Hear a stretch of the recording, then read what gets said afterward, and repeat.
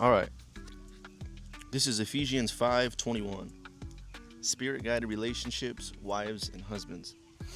And further submit to one another out of reverence for Christ. For wife, this means to submit to your husbands as to the Lord. For a husband is the head of his wife, as Christ is the head of the church. He is the Savior of his body, the church. As the church submits to Christ, so you wives should submit to your husbands in everything. For husbands, this means love your wives just as Christ loved the church. He gave up his life for her to He gave up his life for her to make her holy and clean, washed by cleansing of God's word. He did this to present her to himself as a glorious church, without a spot or wrinkle or any of their blemish. Instead, she will be holy and without fault. In the same way, husbands ought to love their wives as they love their own bodies. For a man who loves his wife actually shows the love for himself.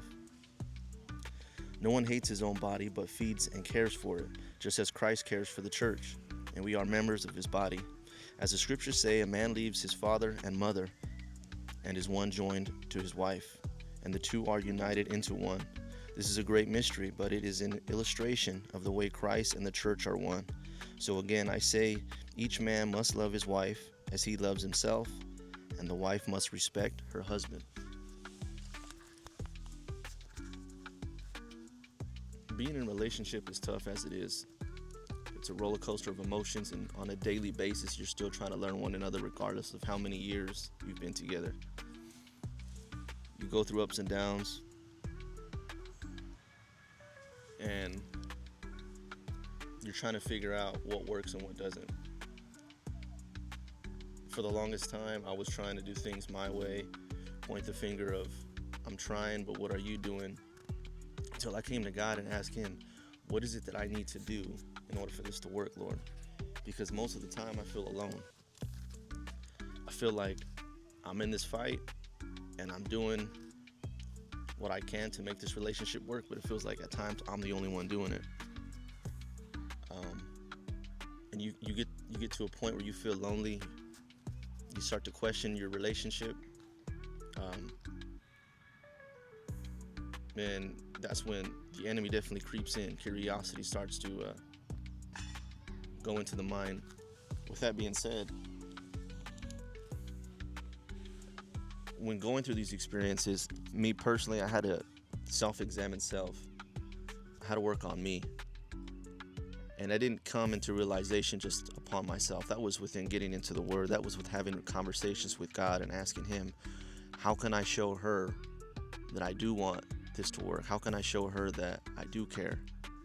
Maybe I don't see a lot of the things that she's pointing out when we're having these tough conversations, but I do try to do my own diligence in being there, mentally, physically doing things, whether that's with her, whether that's around the house, whatever it is that we're going to show our significant other that we love and care in any way that we can. Sometimes when we get feedback from that saying, hey, I appreciate everything you do, or sometimes we don't, we do value those. Some of us may care to hear them physical words. Some of us may want to be physically held. Some of us just want to be talked to nice and gentle.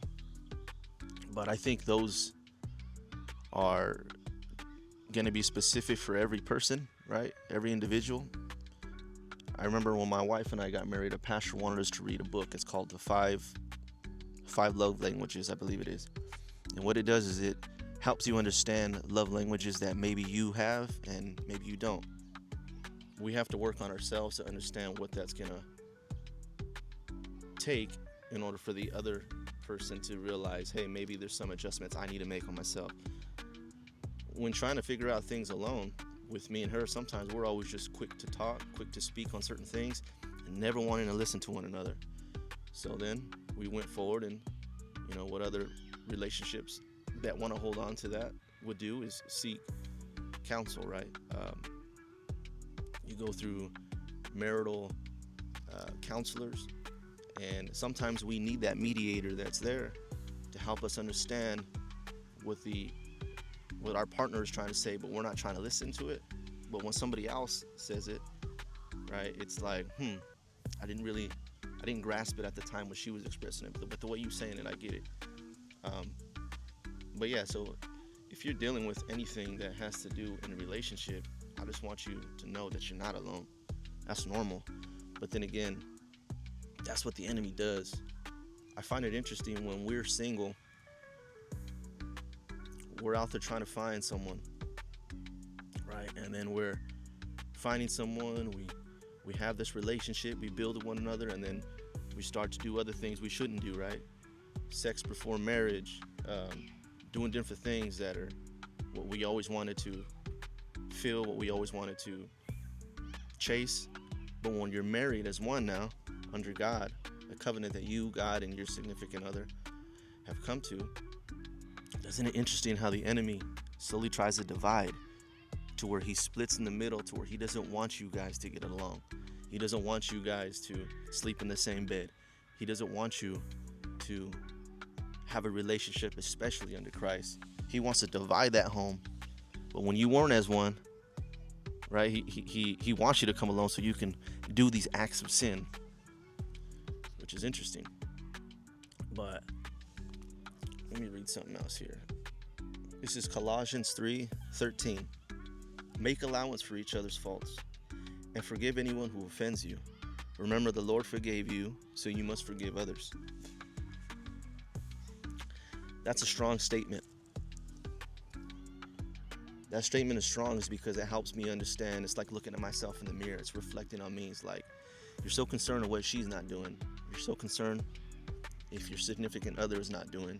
What is it that you want them to do that maybe you can reflect on self and fix self first, to where they be like, you know what, I see him or I see her changing. How can I add to that? Right? Be the example, essentially. If you have to be that person that you feeling like you're taking these jabs, hey, I'm gonna take these jabs all day, Lord, if that's what it's gonna take for this relationship to work. And I've been there many times, and I'm not saying that in a boastful way. I'm saying that as an example to where that itself works, because that alone has brought curiosity of a conversation for my wife and I to come together, to read biblical text together, to know that God is the center of us, right? Because when we come together as one under God, it's me and you. Now when we bring kids into this life, it's me, you, and the kids.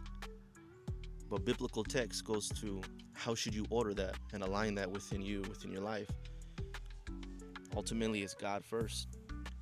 Then it's you and your spouse, the covenant one. Then it's your children. Hearing that, you'd be like, what? Wouldn't you put children first? I understand they're a beautiful blessing. But at the end of the day, when them kids are going to be 18 and they're going to go on their way, right, and they're leaving your home, it's still going to be you and that significant other. So you're going to wait all that time to build your kids, to get them knowing that they love. I mean, they're going to, they know you love them, but you still got to work on you and your spouse. Because once they leave, I'm not going to turn around on my spouse and say, cool, now we can get started. Now we should have been done getting started. Because we are the example of this house, to where our kids are going to see when they go out them doors and say, mommy and daddy, they had a structured marriage under the umbrella of God. That's what I want for me.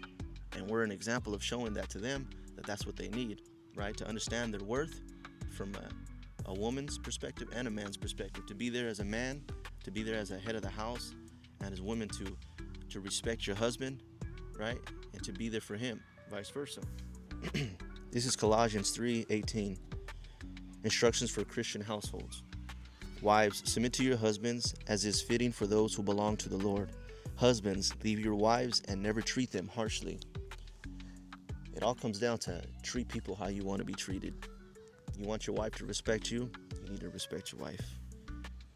You want your husband to respect you, you need to respect your husband. But you need to come together as one to get things to go working.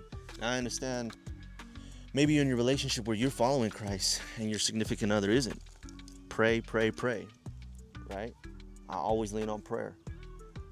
Prayer is a powerful thing. It may not happen the next day, a few weeks, few months, few years. But if you really love that person and you want it to work, continue to pray for them, and God will slowly open their heart. Slowly open them to know that, you know what? This person that's dealt with me for all these years, all these months, they must really love me, right? They must really care for me. So what is this Jesus that she talks about? What is this Jesus that he talks about? Is this something that's real? Is this something that can actually help our relationship? And that just piqued that curiosity. Again, the Lord is going to move in mysterious ways, right? And those are blessings when those conversations happen. Now, if you're in an early relationship, been together a few months, a few weeks, maybe even a few years, and you're like, you know what, this isn't working. This isn't what I thought it was. I didn't sign up for this. It can be tough. It can be rocky. You can feel alone. You can feel like, man, we established everything. I have kids with this person. Maybe I don't. Maybe our kids came together. He has kids, she has kids, and we came as one. And them relationships they're established already, so it's going to be devastating if we leave, right? But what does Scripture say on that? Pray for them. Invite them to church. Maybe you're not going to agree on everything. Take them punches. Take them punches to know that, hey, God, I'm taking these punches for you because I want this to work, and this is what it takes for this individual to learn to move with you, Lord. I'm willing to be that sacrifice, right? Just like you sacrificed your life for me, for my sins, I'm going to sacrifice myself for this relationship. Now, that might be hard to hear, but if you care for that person and you want it to work, maybe that's something you're going to have to do, right? Wives, submit to your husbands. I mean, I'm going to be honest. When first coming into a relationship, I'm like, man, I'm gonna still be me. I'm still gonna go out and party. I'm still gonna go out all hours of the night and come back, and she's gonna deal with that. But that's not how it works. That boat that you thought that you were both on is gonna be rocky, and eventually then waves are gonna come to where either that boat's gonna crash or it's just gonna flip over. And sadly, it seems like in this generation, my generation, people don't last.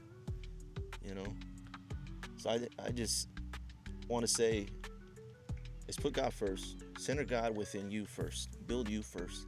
Ask God to show you, how can I work, Lord, on me for this relationship to work? And lean on Him. I promise you, He will answer.